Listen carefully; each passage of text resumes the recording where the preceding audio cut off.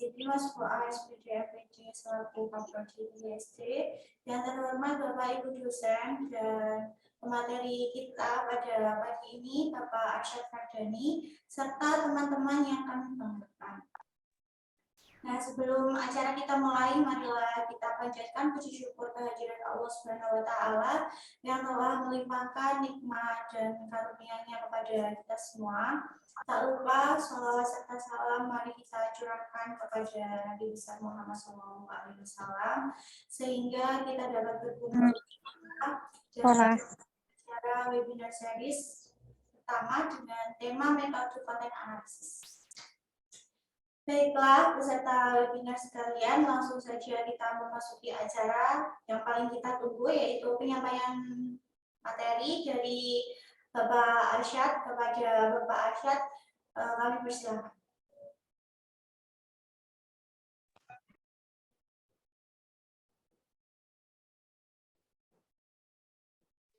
Baik, terima kasih Mbak Hana. Warahmatullahi wabarakatuh. Selamat pagi teman-teman semuanya. Pada hari ini kita akan melanjutkan kegiatan rutin dari studi wacana Prodi PGSD, yakni podcast akademik.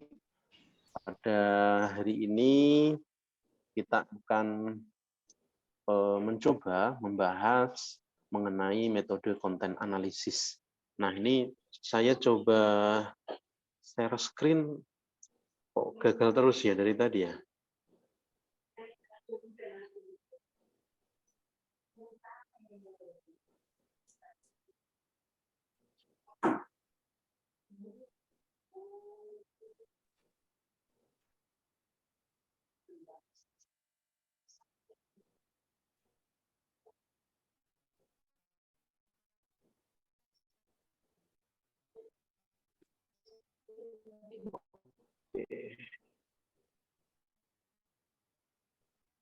Sudah muncul ya, teman-teman? Sudah, Pak. Sudah muncul belum? Yes, Halo? Baik. Oke, kita mulai saja, teman-teman sekalian. Ya, halo? Suara saya terdengar? Yes, terdengar. Waktu yang sudah diberikan pada saya, hari ini kita akan coba mengulik tentang konten analisis. Nah, sebetulnya tadi yang saya sampaikan di pra ya, sebenarnya ini adalah ahlinya ini banyak sekali di Prodi PGSD ya, apalagi konten analisis ini adalah salah satu jenis metode di mana di dalamnya bisa menggunakan metode kuantitatif ataupun metode kualitatif, tetapi seringnya bahwa metode konten analisis ini seringnya digunakan menggunakan metode kualitatif, dan kita ketahui bahwa di prodi kita ini ada beberapa Bapak Ibu dosen yang memang expert ya, saya katakan expert karena memang beliau ini sering melakukan penelitian dengan metode kualitatif. Ya, seperti yang tadi saya sebutkan, ada Pak Fajri, ada Pak Erik. Ini beliau berdua ini memang beliau ini sering ya menggunakan metode kualitatif. Bahkan disertasi beliau juga menggunakan metode kualitatif. Sehingga kita di sini ya, saya di sini mencoba untuk menyampaikan pemahaman saya mengenai konten analisis. Jadi nek cara Jawane sak gadug-gadugku. Ya, apa yang sudah saya pelajari mengenai konten analisis ini sebisa mungkin nanti saya akan coba sampaikan. Apabila nanti ada kekeliruan, ada hal yang kurang tepat atau belum atau perlu ditambahkan, monggo nanti dari beliau berdua tadi ya, Pak Fajri dan Pak Erik untuk bisa menambahkan.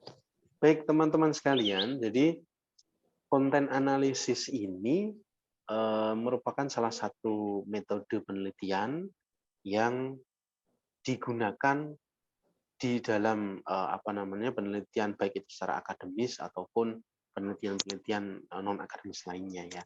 Jadi seperti penelitian untuk menyelesaikan skripsi, kemudian untuk penelitian disertasi, tesis dan lain sebagainya. Nah, Metode konten analisis ini ya mungkin bagi teman-teman yang masih bingung ya karena hari ini sendiri saya tadi pagi sudah menerima WA, WhatsApp dari beberapa teman mahasiswa yang ingin menyampaikan, Pak, saya mau konsultasi judul. Pak, saya ingin ketemu untuk memfikskan judul penelitian atau judul skripsi. Nah, jadi bagi teman-teman yang mungkin masih kebingungan ya, masih kebingungan kira-kira saya mau melakukan penelitian tentang apa ya? Saya ingin melakukan penelitian dengan menggunakan metode apa? Mungkin ini konten analisis ini bisa menjadi salah satu alternatif atau salah satu solusi ketika teman-teman mengalami kebingungan. Nah, kita awali dulu bahwa konten analisis ini kalau kita melihat dari sejarahnya ya, bahwa metode konten analisis ini awal mulanya ini adalah digunakan untuk menghitung frekuensi aspek kebahasaan.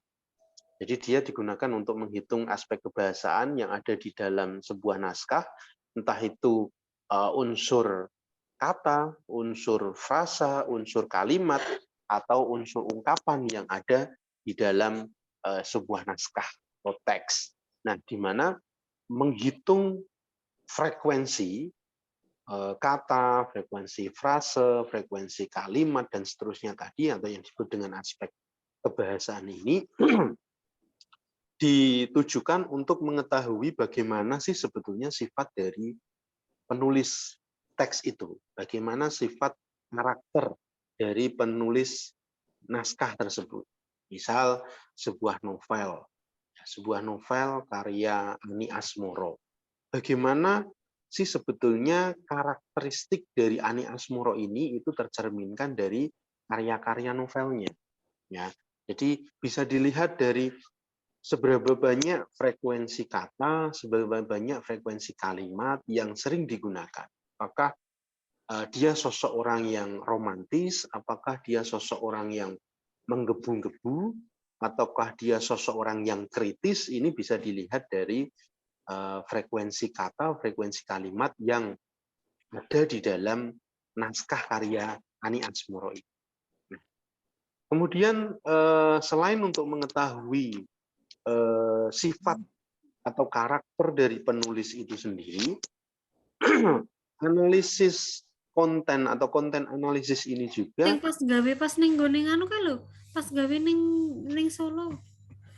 ya, juga digunakan untuk mengenali situasi yang melingkupinya. Jadi dulu itu karya-karya sastra yang ya banyaklah karya sastra baik itu yang berupa puisi ataupun yang berupa novel, cerpen atau cerpen. Ini dia lahir ini karena situasi yang melingkupi saat itu. Masa-masa Orde Baru waktu itu mungkin ya. Jadi banyak sekali ketika para penulis ini ingin menyampaikan kritikan, ingin menyampaikan masukan dan lain sebagainya ini melalui karya sastra. Sehingga melalui analisis konten atau konten analisis ini kita juga bisa mengetahui kira-kira situasi apa yang sedang melingkupi saat terbentuknya naskah itu atau saat jadinya sebuah naskah atau sebuah teks yang dianalisis ini. Nah, ini dulu ya. Nah, sekarang kita coba lihat dulu apa sih sebetulnya analisis isi. Kalau kita terjemahkan dalam bahasa Indonesia ini adalah analisis isi. Di sini saya coba mengambil dua pendapat dari Stone dan Krippendorff bahwa kalau menurut Stone ini analisis isi ini adalah sebuah teknik penelitian untuk membuat inferensi-inferensi dengan mengidentifikasi secara sistematik dan objektif karakteristik khusus dalam sebuah teks. Jadi menurut Stone ini bahwa analisis isi ini untuk mencari kira-kira pesan apa yang tersirat di balik naskah. Tentunya secara sistematik karena semua jangan sampai kita ketika memaknai sebuah pesan yang ada dalam naskah itu, dalam memaknai sebuah pesan dari teks ini jangan sampai keliru sehingga nanti ketika analisis kita ini keliru, tentu dibaca orang banyak, maka pemahaman orang juga akan keliru juga, apalagi naskah yang nanti dianalisis ini tentunya naskah-naskah yang menjadi konsumsi publik atau konsumsi masyarakat atau khalayak ramai ya. Nah, ini kemudian ada ketentuan lain ini dari Stone. Tidak hanya secara mengidentifikasinya secara sistematik, tapi juga secara objektif. Tidak boleh loh kita hanya menganalisis satu teks. Aku seneng kok karo pengarangi. Aku seneng kok karo karya-karya beliau. Aku ngefans berat. Atau mungkin sebaliknya, aku nggak seneng karo tokoh ini. Tokoh ini tuh tulisannya menurut saya bertentangan dengan saya, sehingga saya ingin analisis. Tidak.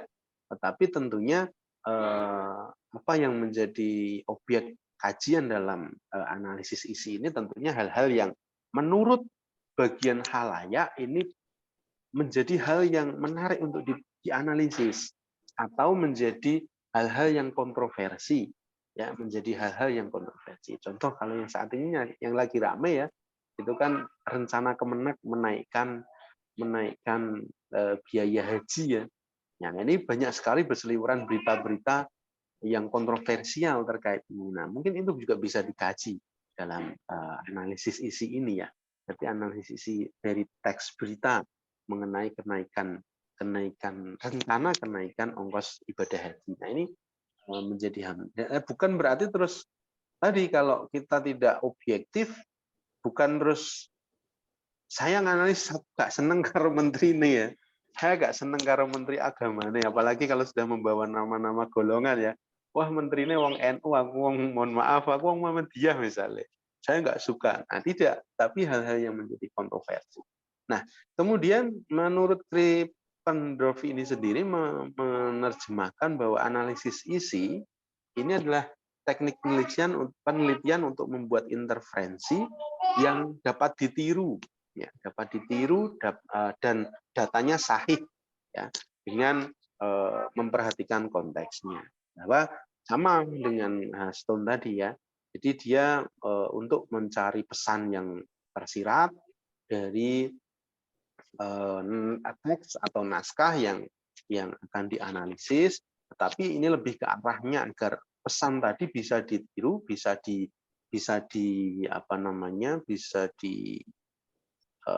ilhami, bisa diikuti oleh khalayak, dan tentunya datanya harus sahih, ya, datanya harus sahih. Nah, dalam hal ini kalau nanti kita melakukan penelitian, tentunya ya data itu memang betul-betul harus valid, tidak boleh hanya asal sekedar apa yang menurut pemahaman saya sendiri yang tidak mendasar ya. Tentunya harus ada dasar teori kenapa kita menyebut atau menyimpulkan pesan dalam suatu teks ini, tentunya harus ada dasarnya, tidak boleh asal sakarepku dhewe. Nek caraku ngene ya ngene. Nah, tapi ketika ditanya dasarnya tidak ada sama sekali. Nah, ini sehingga dari dua pendapat ahli ini bisa saya simpulkan bahwa analisis isi ini adalah salah satu jenis penelitian di mana dia hanya sifatnya ini adalah pembahasan yang mendalam terhadap isi suatu informasi yang tertulis atau teks. Jadi dia melakukan pembahasannya mendalam, tidak hanya sekedar apa yang ada yang sudah tersurat di sana, tetapi bagaimana pesan itu, pesan tersirat yang bisa diambil dari sebuah naskah, kemudian lebih mendalam lagi menjadi kenapa pesan itu ingin disampaikan oleh komunikan atau penulisnya atau pembicaranya, sehingga orang akan lengkap, tidak hanya mengetahui pesannya saja, tetapi alasan mendasarnya, alasannya kenapa pesan itu disampaikan penulis melalui naskahnya. Nah, ini yang disebut dengan analisis isi atau konten analisis. Nah, selanjutnya bahwa apa sih sebetulnya tujuan dari penelitian analisis konten ini? Sebetulnya kalau dari beberapa referensi yang saya baca ini ada dua.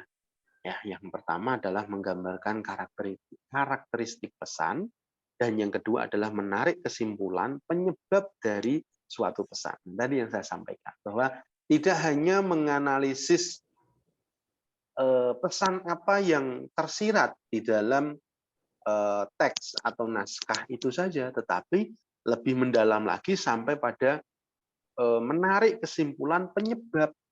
Ya, penyebab alasannya apa pesan itu disampaikan penulis melalui teks, melalui naskah yang dibuatnya.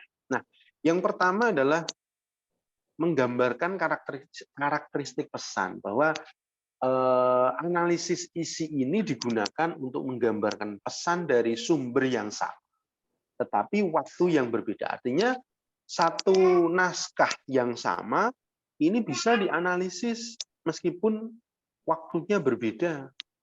Ya. Katakanlah misal yang dulu novel Siti Nurbaya ya. Mungkin novel Siti Nurbaya ketika dulu tahun-tahun lama ya, tahun-tahun dulu dianalisis, misal katakanlah tahun berapa ya, 90-an ya, ada yang menganalisis. Ya, kemudian sekarang ini di tahun 2023 ada nih mahasiswa yang ingin menganalisis novel itu. Boleh, sah-sah saja. Kenapa? Karena pola pikir, pandangan orang di waktu tahun-tahun dulu ya, tadi tahun 90-an dengan tahun 2023 tentunya sudah berbeda. Nah, sehingga ini untuk mengetahui karakteristik pesan ini boleh satu sumber yang sama untuk dianalisis di waktu yang berbeda. Kemudian untuk menggambar gambaran dari karakteristik pesan ini, bahwa analisis isi atau konten analisis ini digunakan untuk melihat situasi yang berbeda. Ya, pada situasi yang berbeda. Situasi di sini ini bisa dari konteks yang berbeda. Katakanlah dari konteks sosial, konteks politik. Ini tentunya bisa dilakukan untuk melihat bagaimana karakteristik pesan dari teks atau naskah itu. Contohnya misalnya pandemi. Nah, kemarin kita sudah belum secara penuh ya kita melewati, tetapi kita sudah melewati masa pandemi. Misal teks-teks pandemi, teks naskah berita tentang pandemi ini ketika dilihat dari secara pandangan unsur kesehatan tentu akan berbeda ketika dianalisis dari sisi sosial, dari sisi politik, dari sisi kesehatan tentu kajian-kajiannya di sana, analisisnya nanti berkaitan dengan bagaimana solusi menghilangkan ya atau mengantisipasi agar virus ini tidak menyebar. Kemudian kalau dari segi sosial, ya dari segi sosial bagaimana solusi untuk dampak-dampak sosial yang dihadapi. Dampak dari ekonominya, dari mata pencahariannya, kesenjangan sosialnya, dan lain sebagainya. Dan kalau kita lihat dari sisi politik, mungkin bagaimana nanti kebijakan yang diambil. Nah, ini juga berarti bahwa analisis isi ini juga untuk mengetahui karakteristik pesan yang tersirat di dalam naskah itu. Selain itu juga bahwa analisis isi ini juga dipakai untuk atau digunakan untuk melihat pesan pada khalayak yang berbeda. Ya, khalayak di sini yang dimaksud adalah pembaca, pendengar, atau pembaca dan pendengar. Ya. Jadi analisis isi ini juga nanti akan berpengaruh ketika untuk menggambarkan karakteristik pesan ini juga akan berpengaruh ketika siapa yang menikmati naskah itu. Nah, apakah berita itu dinikmati oleh mereka-mereka yang ada di kalangan akademisi, atau mungkin bagi orang-orang non-akademisi tentu akan memiliki arah analisis yang berbeda. Nah, ini yang disebut dengan tadi ya, bahwa analisis ini digunakan untuk melihat pesan pada khalayak yang berbeda. Kemudian untuk menggambarkan karakteristik pesan juga, ini juga bahwa analisis isi ini untuk melihat pesan dari komunikator yang berbeda. Ya, artinya tadi penulisnya siapa? Ya, penulisnya si A, penulisnya si B. Nah, ini dia ingin melihat pesan-pesan yang disampaikan oleh penulis. Nah, tadi ya mungkin ada kita membaca artikel, membaca naskah, membaca berita dari tokoh ini orangnya kritiknya tajam sekali. Ini kritiknya nggak begitu mendalam. Sehingga melalui konten analisis ini kita bisa menggambarkan karakteristik pesan-pesan dari naskah yang ada. Nah, kemudian tujuan yang kedua tadi adalah menarik kesimpulan penyebab dari suatu pesan. Bahwa tadi yang saya sampaikan sebelumnya tadi, bahwa dalam analisis isi ini, itu kita tidak hanya melihat gambaran suatu pesan. Jadi tidak hanya menganalisis apa sih sebetulnya pesan yang tersirat. Ya, yang tersirat dari naskah itu, dari cerpen itu, dari novel itu. Tetapi juga digunakan untuk menarik kesimpulan penyebab dari suatu pesan itu muncul apa. Ya, kenapa pesan itu bisa tergambarkan di novel itu. Ya, kenapa penulis ini ingin menyampaikan pesan itu melalui karyanya. Nah, sehingga dalam analisis isi ini menjadi fokus, yang menjadi fokus di sini tidak hanya mendeskripsikan dari pesan, tetapi menjawab pertanyaan mengapa dan apa penyebab pesan ini muncul.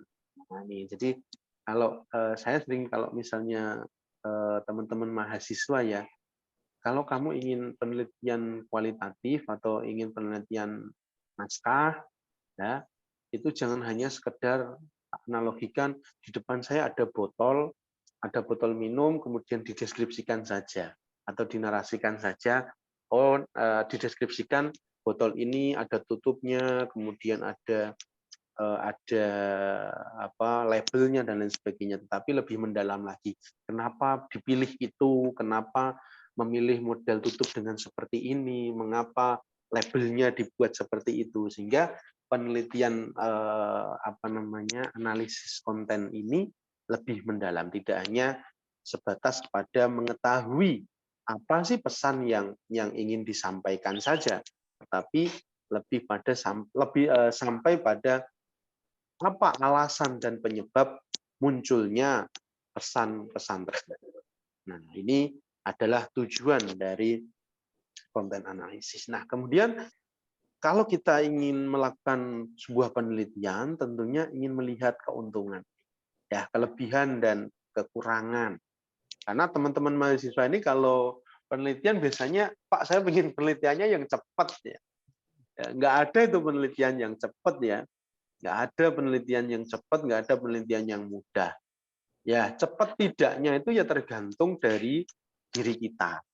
Ya, tetapi menurut saya untuk teman-teman yang mungkin orang yang tipikalnya mager ya, malas gerak ya, malas gerak tapi produktif, bukan mager terus tiduran, scroll status ya, scroll TikTok dan lain sebagainya, tidak. Tetapi mungkin bagi teman-teman yang saya nggak mau nih panas-panasan dadak ning lokasi penelitian lah, dadak engko ketemu wong akeh takon werna-werna, tapi saya pengen penelitian yang hanya duduk di depan laptop, mengasah otak saya untuk bisa mencari jawaban dari pertanyaan-pertanyaan di rumusan masalah.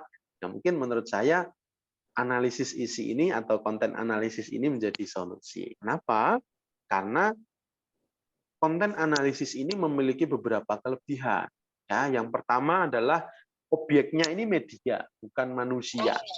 Ya, jadi media ini mati, benda mati. Ya. Jadi penjenengan tidak akan susah untuk menganalisis. Anda duduk di rumah, bangun tidur subuh, wah kayak fresh, aku tak pengen menganalisis, melanjutkan pengerjaan skripsi. Nah, ini maka tinggal buka buku atau teks yang dianalisis, kemudian dibaca, kemudian dianalisis sampai ketemu jawaban. Ini bukan menelitinya bukan manusia ya. Jadi Anda bisa meneliti ini bisa dari tadi ya, medianya bisa teks, bisa naskah cerita, naskah buku buku pelajaran dan lain sebagainya. Nah, kemudian selain objeknya ini yang enak ya, yaitu media bukan manusia, juga biayanya murah. Nah, biaya murah, jenengan tidak perlu ongkos transportasi, tidak perlu kok datang ke lokasi bawa naik motor, kemudian harus beli bensin, jengkol udan-udanan, panas kepanasan. Tidak, jadi biayanya murah. Karena Anda cukup menyiapkan teks naskah, kemudian memperkaya teori untuk dijadikan sebagai pisau pembedah atau pisau analisis dari teks yang akan dianalisis. Apalagi Pak, referensi itu juga pakai biaya ya, tetapi kan sekarang banyak ya e-book dan lain sebagainya, referensi yang bisa didapatkan, tidak harus hard book-nya tetapi bisa soft file. Nah, ini biayanya murah. Kemudian yang ketiga, tidak memerlukan lokasi penelitian. Ini ya, jadi analisis konten atau analisis isi atau konten analisis ini penjenengan tidak perlu menentukan lokasi penelitian. Kalau umumnya teman-teman ya, kalau PTK lokasi penelitiannya mana, di SDA, di SDB, SDX. Nanti tanya alasannya apa, kenapa di SDX ke SDY. Nah, jawaban klasiknya ya, jawaban klasik teman-teman pasti ini dekat dengan rumah saya, Pak. Kemudian jawaban klasik yang lain adalah dulu saya PPL di sana atau PLP di sana. Ini bukan jawaban yang ilmiah. Nah, ini untuk konten analisis ini tidak memerlukan. Penjenengan tidak perlu mencari lokasi penelitian. Kemudian selain itu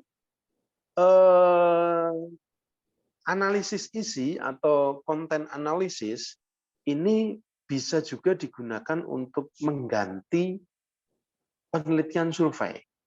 Artinya untuk melihat survei bagaimana sih pandangan masyarakat terhadap satu tokoh ya.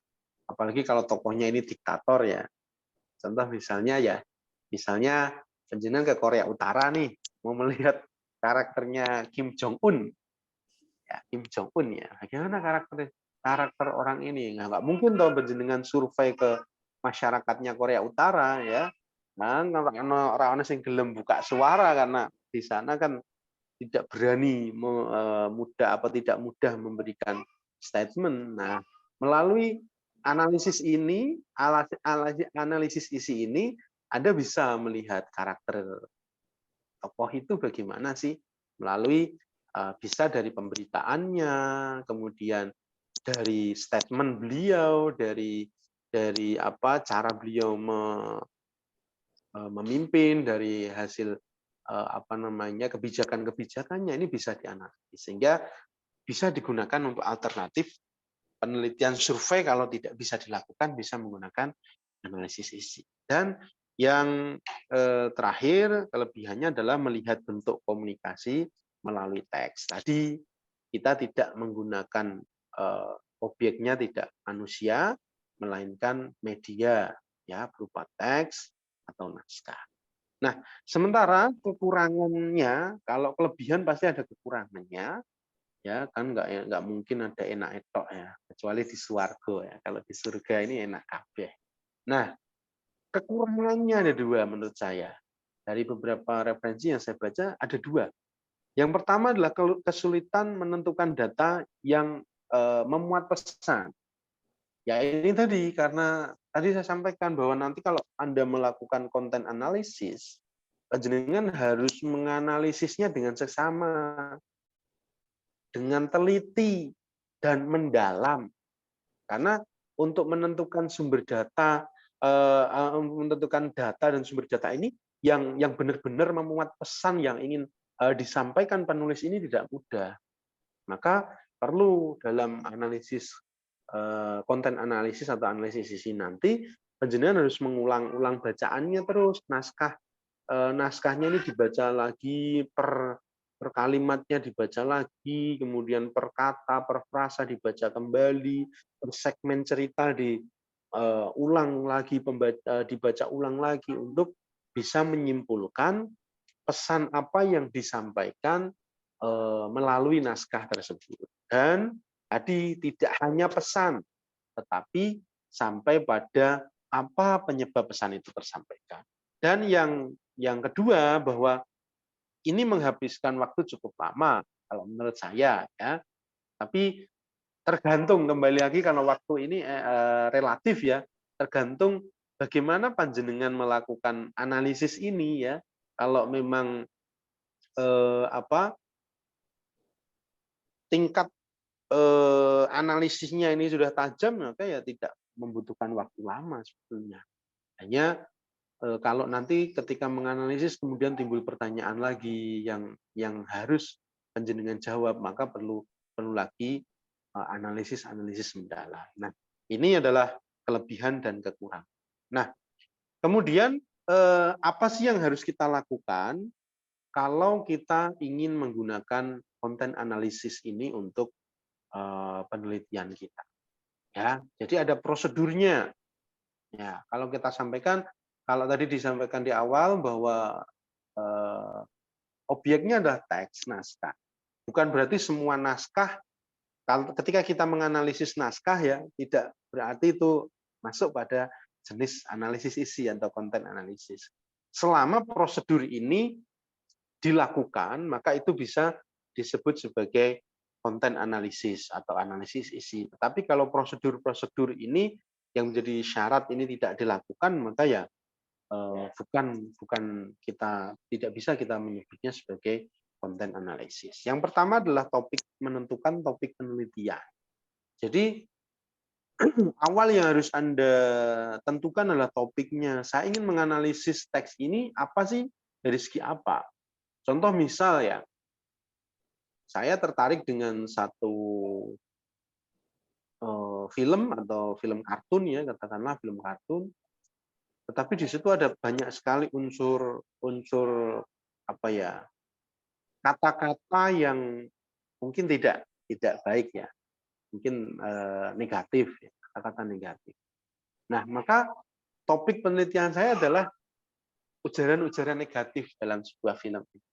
Atau misalnya katakanlah di film itu banyak unsur kekerasan karena perang-perangan ya. Film itu unsur kekerasan karena action, perang-perangan. Nah, topik saya adalah terkait dengan kekerasan. Nah, ini ketika sudah menentukan topik, maka kita bisa melanjutkan untuk menentukan objek.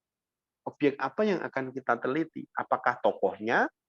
Ya, oke. Kalau tokohnya berarti nanti kita cari sampel penelitiannya dari tokoh itu, kira-kira bisa dilihat, topik itu bisa dilihat dari apa kekerasan tadi. Oh, dari adegan-adegannya. Oh, dari dari kalimat yang disampaikan atau dialog yang dimunculkan. Ini ya. Jadi setelah menentukan topik penelitian, maka Anda harus menentukan objek yang akan diteliti dan sampel penelitiannya. Dan biasanya di dalam analisis konten ini juga kita harus menarik kesimpulan awal terlebih dahulu, atau yang disebut dengan hipotesis awal, yang tentunya ini adalah dugaan awal. Nah, dugaan awal kira-kira apa sih pesan yang akan disampaikan, atau penyebab pesan apa yang melatar belakangi pesan itu disampaikan. Nah, kemudian setelah menentukan tadi ya, objek, sampel, maka tentukan juga unit analisisnya. Nah, unit analisisnya ini mana? Unit analisisnya tadi ya, objek dan sampelnya tadi. Kalau misalnya tadi tentang kekerasan, objeknya adalah tokoh X. Nah, maka unit analisisnya nanti bisa dari adegan-adegan yang dilakukan oleh tokoh X ini, bisa dari kalimat-kalimat atau percakapan dialog yang digunakan oleh tokoh ini. Nah, ini menentukan unit analisis. Nah, setelah menentukan unit analisisnya, nah ini Anda akan melakukan proses analisisnya. Nah, analisis ini agak menarik ini, bahwa ternyata analisis isi atau konten analisis ini itu bisa dianalisis secara kualitatif atau kuantitatif. Nah, jadi bisa dianalisis secara kualitatif ataupun secara kuantitatif. Hanya saja kurang populer untuk yang penelitian untuk yang kuantitatifnya. Ini kurang populer, tapi populernya adalah secara kualitatif. Jadi kalau kuantitatif ini nanti ada pengkategorian.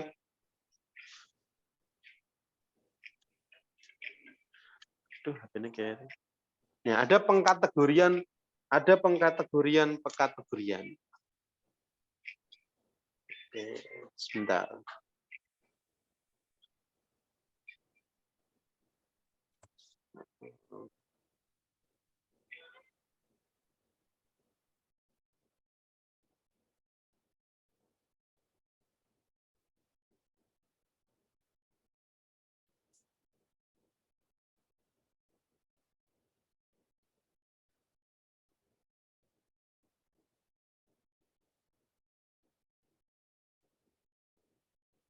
Oke, mohon maaf. Saya lanjutkan. Jadi tadi penelitian ini bisa dianalisis menggunakan metode kualitatif ataupun metode kuantitatif. Nah, hanya cara ini ya yang sering kita temukan ini ya kualitatif. Karena untuk kuantitatif untuk mengkategorikan, mengklasifikasikan seberapa banyak ujaran yang misalnya ujaran negatif ya yang dimunculkan tokoh ini, seberapa banyak kesalahan kosakata, kesalahan pemilihan kata, kemudian dan lain sebagainya. Ini secara kuantitatif. Secara kualitatif ini tadi untuk mengungkap pesan apa yang disampaikan dan apa penyebab pesan ini muncul. Nah, ini. Nah, kemudian setelah melakukan analisis, barulah Anda akan menyimpulkan, menginterpretasikan dari data penelitian yang sudah Anda himpun. Nah, ini penyimpulan ini adalah hasil analisis yang sudah panjenengan lakukan, bukan lagi data yang dianalisis yang disajikan. Nah, ini sering saya menemukan kalau teman-teman ini kalau menyajikan hasil analisisnya ini justru malah datanya yang disajikan, bukan lagi kesimpulan yang dihasilkan dari proses analisis yang sudah dilakukan.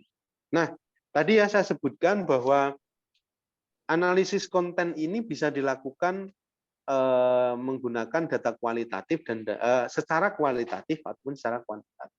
Nah, secara kualitatif tadi yang sudah sering kita bahas dari awal bahwa ini meneliti dokumen berupa teks, gambar, dan simbol, kemudian bisa untuk memahami konteks budaya, konteks sosial, kemudian dia bersifat sistematis dan analitis, sehingga di dalam penelitian analisis konten yang menggunakan metode kualitatif ini, dia akan mampu mengidentifikasi pesan-pesan yang tersembunyi.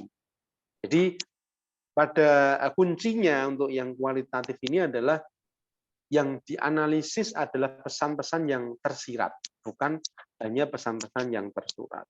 Kalau secara kuantitatif, maka dia masih berkutat pada angka tadi. Jadi seberapa banyak ujaran kebencian, seberapa banyak kalimat negatif yang dimunculkan tokoh dalam teks ini. Nah, ini menggunakan kuantitatif sehingga dia hanya mampu mengetahui atau mengidentifikasi pesan yang tampak saja. Yang tak tampak dia tidak bisa. Maka kalau untuk menganalisis pesan-pesan yang tak tampak tadi menggunakan metode kualitatif. Nah, kemudian yang menjadi objek dari penelitian ini apa saja? Ada beberapa. Contoh di sini naskah berita bisa untuk dijadikan objek. penelitian ya di konten analisis ini. Kemudian ada iklan. Nah, bagaimana iklan itu menggambarkan, contoh ini ya, nyegerin gerah. Nah, Sprite nyegerin gerah. Nah, bagaimana iklan-iklan dengan minuman ini menggambarkan kualitas produk dan lain sebagainya. Atau mungkin novel. Nah, ini yang sering ya, yang sering dilakukan adalah novel.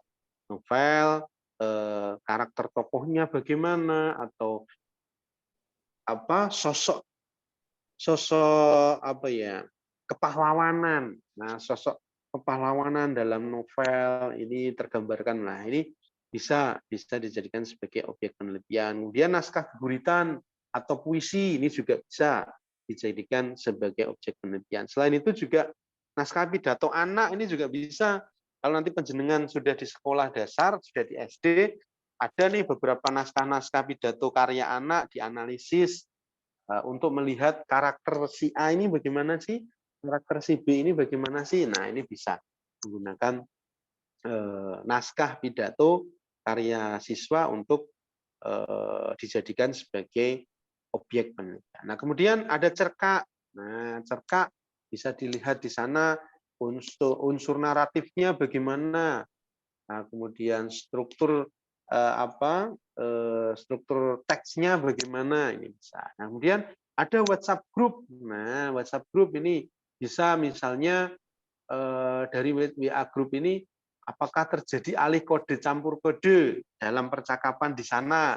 Nah, kemudian apakah bisa dianalisis kira-kira kesalahan penggunaan unggah-ungguh basa melalui percakapan di dalam WhatsApp group, atau kesalahan dalam pemilihan kosakata atau kesalahan dalam penulisan ragam bahasa Jawa. Nah, ini bisa juga dianalisis menggunakan analisis konten. Nah, kemudian ada karangan siswa juga tentu bisa, atau juga naskah-naskah kuno yang ingin diungkap apa sih sebetulnya pesan yang ingin disampaikan oleh penulis dan penyebabnya apa, ini juga bisa untuk dijadikan sebagai objek penelitian.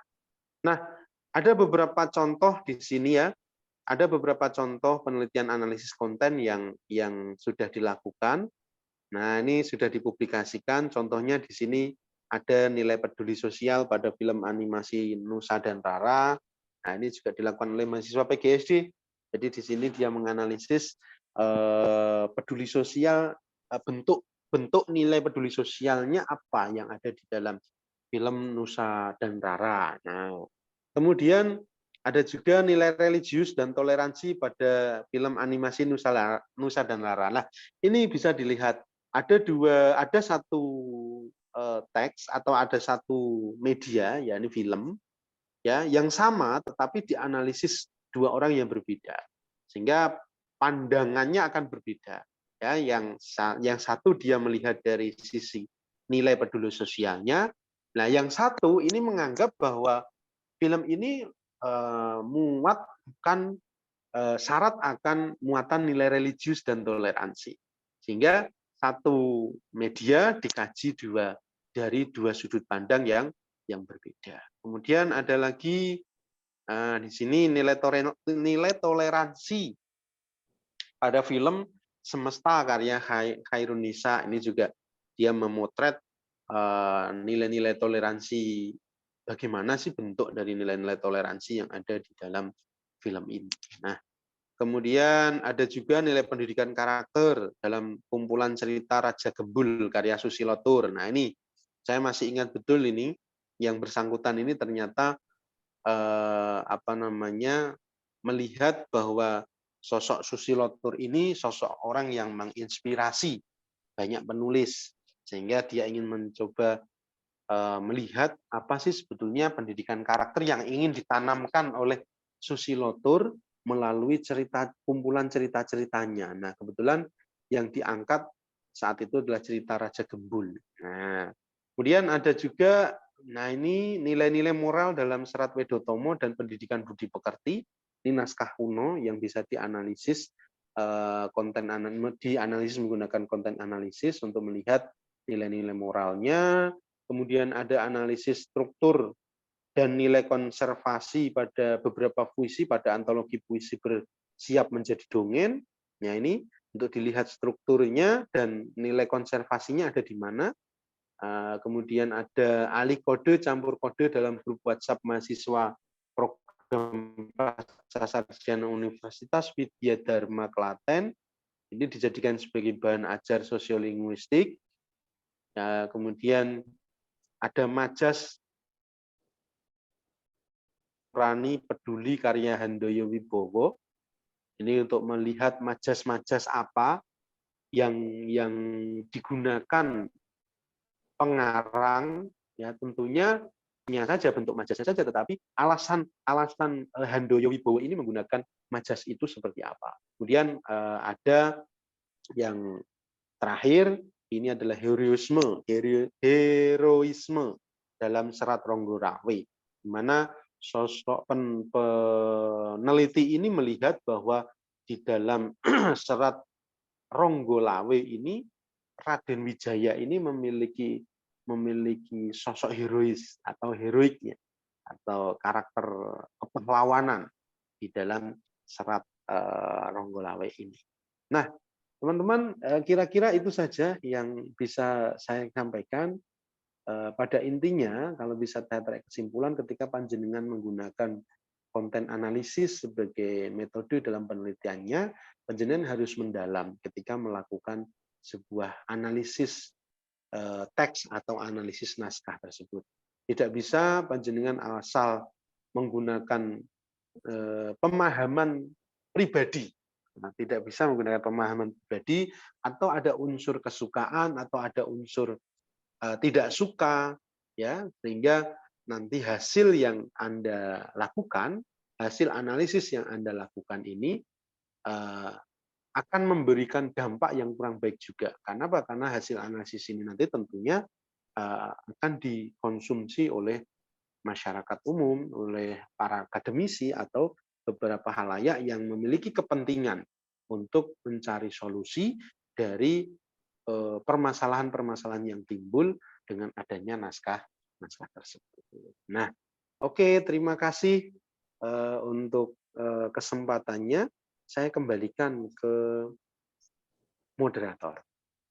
Terima kasih Pak Arsyad. Nah, itu tadi Ya.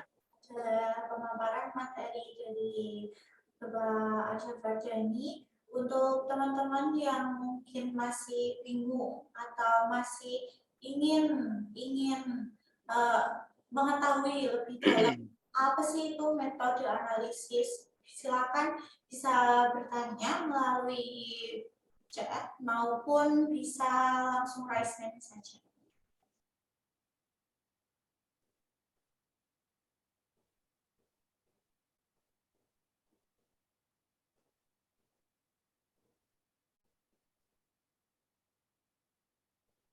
Nah, jadi biasanya itu gini Mbak Hana, teman-teman mahasiswa PGSD itu memang karena ini kan penelitian untuk tugas akhir ya, memang arahnya itu kan memang sebisa mungkin secepatnya selesai kan gitu.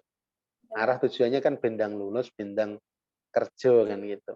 Tetapi di sisi lain teman-teman ini kadang mengabaikan apakah hasil analisanya atau hasil analisisnya ini sudah mendalam atau belum. Sehingga selalu ini yang sering kita temukan ya, saya selaku pembimbing ini alasannya mesti kenapa kok milih metode itu, kenapa nggak pingin coba metode yang lain, kenapa nggak pingin meneliti yang lain, alasannya selalu sama, Pak saya bikin cepat selesai. Nah, kembali lagi tadi, karena cepat tidaknya ini adalah tergantung pada diri kita sendiri, bagaimana kita konsisten untuk melakukan penelitian itu, kemudian konsisten untuk menyelesaikan penelitian yang sudah kita buat. Jadi bukan karena metodenya, karena tadi metode konten analisis ini juga kalau kita lihat tadi kita nggak perlu lokasi penelitian, kita bisa penelitian kapanpun ya. Tapi seperti tadi saya contohkan, bangun tidur subuh-subuh ya, subuhan, terus pikirannya fresh karena kan konon katanya ya, kalau pagi itu adalah waktu yang subuh itu adalah waktu yang sangat tepat untuk belajar, untuk mencari informasi baru. Memang karena pikirannya sedang fresh-freshnya. Nah, kemudian di situ teringat dengan, oh analisis saya belum selesai nih.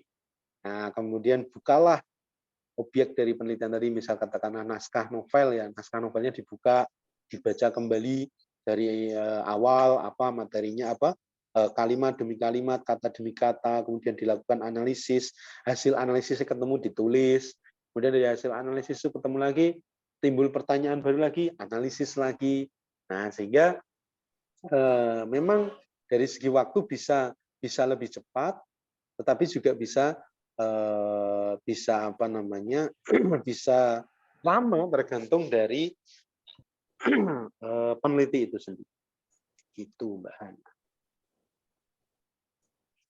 Ini yang bertanya Pak dari Yusuf Al-Hamdani dengan NIM 260, mohon maaf Pak, izin bertanya. Kalau validasi data metode konten analisis ini pakai apa, G?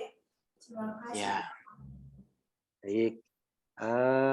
Kalau validasi data, karena memang dalam sebuah penelitian tentunya kita harus dituntut data itu harus valid, tidak boleh tidak valid. Artinya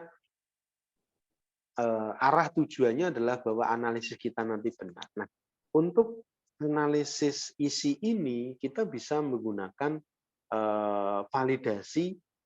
validasinya ini bisa menggunakan, kalau menurut saya bisa menggunakan validasi ahli.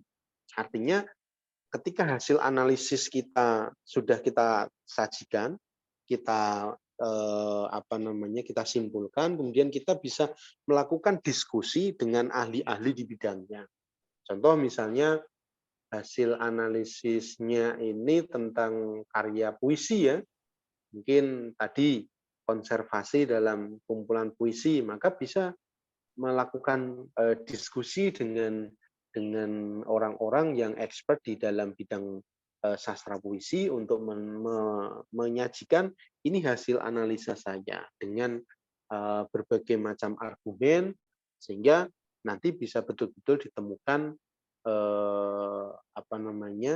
hasil yang valid. Kemudian selain itu juga ketekunan untuk mengumpulkan data ini juga menjadi penting agar data kita betul-betul valid, data kita betul-betul sahih ya, bahwa apa yang kita analisis ini tidak ada terlewat. Ini ketekunan dalam mengumpulkan data. Sehingga caranya bagaimana ya tadi, dibaca kembali, kemudian baca teori seperti apa, teori yang disajikan, kemudian naskahnya juga dibaca ulang kata demi kata, frasa demi frasa, kalimat demi kalimat untuk betul-betul mendapatkan data yang sahih tadi. Ya, seperti itu Mbak Hana. Mungkin bagi teman-teman Bapak Ibu dosen yang lain, barangkali kalau ada yang ingin menambahkan juga boleh kok. Karena kita di sini belajar bersama ya. Diskusi gitu Pak. Iya, betul. Ada yang ingin bertanya lagi mungkin? Iya. Kalau Mbak Hana ini kan semester berapa Mbak Hana? Masih semester 4, OTW 4. OTW 4. Nah, OTW 4 tapi kan ya juga sebisa mungkin sudah punya gambaran. Nanti aku mau skripsinya nanti mau ngangkat apa ya. Sehingga perlu disiapkan dari sejak dini ya. Nanti kira-kira saya harus mempelajari metode yang mana ini. Kalau saya tertarik metode ini, maka penjenengan harus kualitatif atau analisis konten ini, ya jenengan harus belajar kira-kira bagaimana sih metode konten analisis yang benar, bagaimana cara menganalisisnya, teorinya apa saja, sehingga nanti di semester 6 ya ketika sudah menguji, ya ini kasihan teman-teman semester fix ya, ketemu saya sampai 3 kali masih belum fix judulnya. Karena fokusnya bukan di masalah, fokusnya bukan di topik ya, fokusnya tidak di topik masalah, tapi fokusnya ada di mohon izin saya minum ya, tiba-tiba tenggorokan saya batuk gatal. Iya Pak, silakan.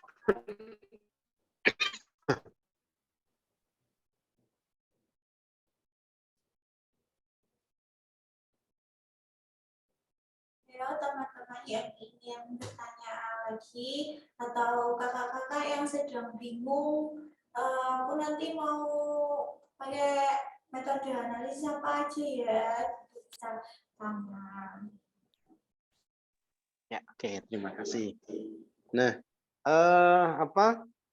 biasanya memang kalau untuk konten analisis ini lebih seringnya digunakan di ini ya, di ilmu kebahasaan ya. Jadi teman-teman yang ingin concern-nya ada di bahasa Indonesia atau di bahasa Jawa mungkin ya bisa nih menggunakan konten analisis untuk dijadikan sebagai metode penelitian. Nah, seperti contoh kemarin Bu Rani hari Sabtu juga mengkaji tentang apa kemarin ya, semiotik ya, kalau tidak salah ya. Nah, itu juga bisa menggunakan metode konten analisis ini selama prosedur dalam penelitian analisis konten atau konten analisis ini dilakukan atau dipenuhi. Jadi tidak semua yang menganalisis naskah, tidak semua yang menganalisis teks ini disebut sebagai konten analisis.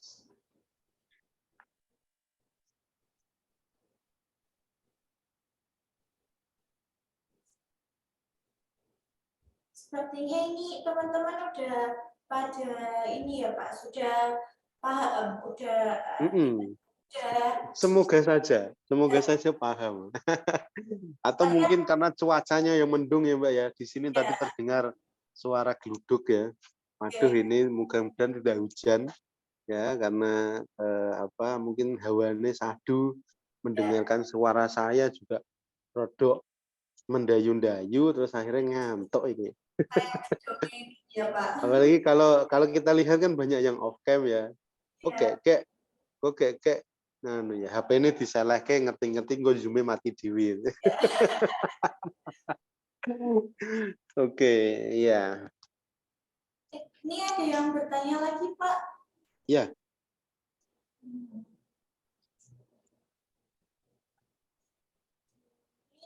Afrika Nurhandayani. Izin bertanya, Pak, bagaimana cara membuat hasil analisis yang bagus dan tepat agar kata-katanya tidak monoton? Apakah Bapak bisa memberi contoh cara menganalisis yang baik, Pak? Terima kasih. Nah, baik, terima kasih. Ini yang sering terjadi ya, teman-teman, ketika melakukan analisis, kemudian menyajikan hasil analisisnya ini juga kadang hanya sekedar ini tadi hasil analisis tok yang disajikan, tidak disimpulkan. Contoh gini ya, contoh dulu pernah ada yang menganalisis tadi ya, yang film Nusa dan Rara, nilai religius. Di situ nilai religius sudah dikategorikan ada nilai ketuhanan, kemudian ada nilai keteladanan dan lain sebagainya. Tetapi di dalam analisisnya itu, ya di dalam proses analisisnya itu, dia hanya melihat apa yang tampak saja, apa yang tampak di dalam film itu. Contoh, dia hanya menyajikan bahwa nilai religiusnya itu kepatuhan kepada Tuhan, kemudian Nusa yang takut terhadap Tuhan saat ingin mencurangi timbangan dan lain sebagainya. Jadi dia hanya melihat adegannya saja, tetapi tidak disimpulkan, tidak dianalisis apa sih sebetulnya di balik ini ketika dia ingin mencurangi timbangan, kemudian dia teringat dengan ucapan dari ustadznya, bahwa di balik ini, kalau menurut saya, kalau sebetulnya di sini bisa disimpulkan bahwa nilai wujud dari nilai religiusnya di sini adalah ketaatan. Ya, ketaatan tadi dilihat dari beberapa adegan-adegan, baru disebutkan adegannya apa, kemudian di adegan ini juga muncul, sehingga mendukung apa namanya, kesimpulan yang diambil tadi, bahwa kesimpulan yang diambil peneliti tadi adalah nilai religiusnya ini bentuknya adalah bentuk ketaatan kepada Tuhan. Maka digambarkan dari didukung dengan beberapa adegan-adegan yang ada di dalam film itu yang menggambarkan ketaatan kepada Tuhan. Jadi tidak hanya menyajikan adegan ini yang menggambarkan nilai religius, adegan ini yang menggambarkan nilai religius, adegan ini ada tidak, tetapi diambil kesimpulan bahwa di dalam nilai religius itu kan ada ketuhanan, ada keteladanan, dan ada yang lainnya. Nah, ini kira-kira bagaimana bentuknya. Nah, kemudian tadi terkait bagaimana cara menganalisisnya, ya kita tentunya harus bisa memahami makna di balik ujaran, makna di balik kalimat yang apa namanya, yang muncul di sana.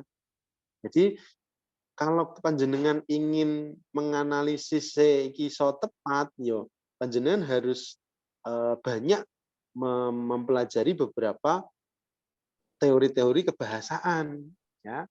Bagaimana memaknai sebuah kalimat, bagaimana memaknai sebuah percakapan, apa makna dibalik orang ngomong. Contoh kan gini, orang ketika panjenengan pulang kok terlalu, dalam naskah itu ya, misalnya ada tokoh pulang terlalu malam, kemudian ibunya bilang pulang besok saja sekalian, subuh sekalian, tidak usah pulang. Nah, ini kan tidak berarti itu perintah, tidak berarti itu sebuah perintah, tapi bisa dimaknai itu adalah unsur kekecewaan atau unsur rasa marah karena dia ini pulangnya terlalu malam dan lain sebagainya. Nah, ini bisa diperoleh ketika panjenengan mempelajari beberapa cabang ilmu bahasa, mulai dari linguistik, mulai dari semantik, pragmatik, dan lain sebagainya. Maka kalau ingin mendapatkan hasil analisis yang baik, ya panjenengan harus kuat dulu di dasarnya, teorinya, untuk bisa memaknai kalimat-kalimat tadi, pesan-pesan yang tersirat dari naskah tersebut. Seperti itu, Mbak. Baik, terima kasih, Pak. Oke, Mbak. Siapa tadi ya yang tanya ya? Mbak Afrida. Oh, Mbak Afrida. Mbak Afrida ini dari semester berapa? Dari semester 5, Pak. Oh, semester 5. Oke. Sudah harus mulai mempersiapkan ini ya. Jadi sebetulnya persiapan itu kapanpun ya, tidak harus melulu semester 7 sudah mulai skripsi baru persiapan. Nah, ini hitungannya ya telat. Jadi baik itu mulai dari semester 4, semester 5, semester 6 itu harus sudah mulai prepare untuk mengarah ke tugas akhir ya, karena memang panjenengan nanti kan lulus tidaknya adalah dari tugas akhirnya. Nah, tugas akhirnya ini melalui proses penelitian. Oke, begitu Mbak Hasna. Iya. Ini sudah berapa jam tadi kira-kira? 1,5 jam ya? Iya. Kita hampir ya. Kita sampai jam berapa ini nanti? Sampai jam 10:30. Hah? 10:30? Ya. Oh gitu. Ya sebentar lagi berarti ya. Oke. Jadi sebetulnya banyak yang bisa diteliti di konten analisis ini ya. Jadi dari teman-teman mahasiswa ini kalau ketemu saya misalnya bimbingan ya mau menentukan judul itu seringnya kok menganalisis siswa, menganalisis menganalisis keseharian anak, karakteristik anak. Nah, ini kan sebetulnya menurut saya lebih susah menurut saya, karena tadi Anda harus ke lokasi, harus menganalisis orangnya, ya, kemudian butuh waktu juga ya, karena kan orang itu di analisis kan juga belum tentu bisa penjenengan menganalisis orang itu di waktu-waktu tertentu. Nah, kalau analisis wacana, contoh misal sering saya sampaikan, Mbak, coba jenengan pernah nggak membaca novel? Jenengan pernah nggak melihat kumpulan puisi atau kumpulan geguritan? Coba itu dianalisis. Nah, ketika saya menyarankan itu, langsung berhenti. Enggak, Pak, yang ini aja coba. Nah, padahal yang itu nanti juga paling ya isinya ya mendapatkan karakter apa yang muncul. Nah, ini juga kadang-kadang juga misalnya karakter kerja keras para anak-anak pekerja, anak-anak di lingkungan keluarga pekerja buruh pabrik misalnya. Nah, itu paling hanya bentuknya bagaimana, tidak bagaimana pembiasaannya, tidak lebih mendalam. Nah, tapi kalau di konten analisis ini kan lebih enak lagi. Ya, artinya lebih enak itu kan jenengan cukup duduk manis, analisis, membaca buku atau naskah yang Anda analisis, kemudian nanti dicari tahu kira-kira pesan yang tersirat dari naskah yang dibuat ini, yang dibaca ini apa. Nah, ini sebetulnya seperti itu.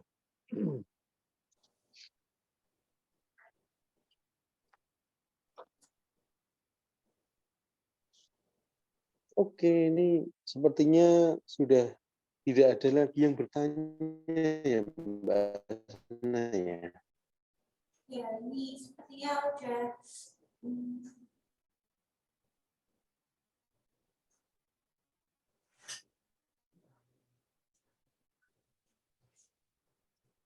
untuk ini kami mengirimkan link presensi.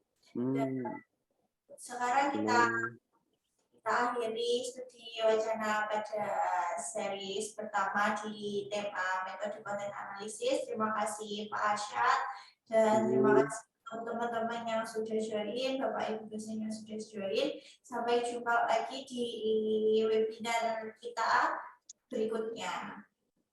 Assalamualaikum warahmatullahi wabarakatuh.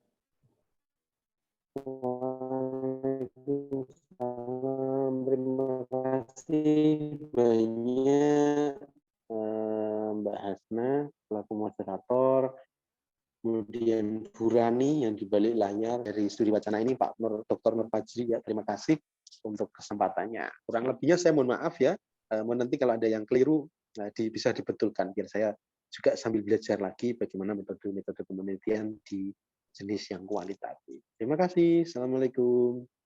Waalaikumsalam.